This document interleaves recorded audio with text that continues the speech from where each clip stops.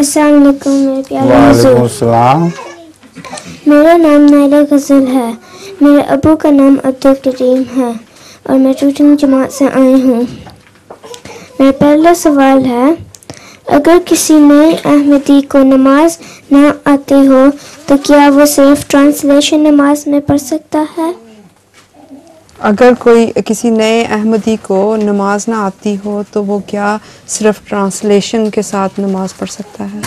नहीं, नमाज के असल अल्फाज ज़रूरी हैं, वो पढ़े और उनका तर्जुमा भी दिल में समझे, दिल में साथ साथ दोहराए, वो अलग बात है, लेकिन सिर्फ ट्रांसलेशन पढ़ना जायज़ नहीं। लतीफ़ा भी है। हाँ, क्या है? एक औरत फंक्शन पे जा रही थी।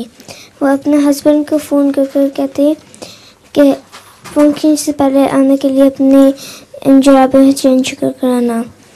तो इसलिए इसके पास गंदी जुराबें थी। एक औरत फंक्शन पे जा जी समझा है आपने? जी हुजूर, एक औरत फंक्शन पे जा रही थी तो उसने अपने मियाँ को कहा कि अपने जो मौजे हैं जुराबें बदल के आना क्योंकि बदबू आती है।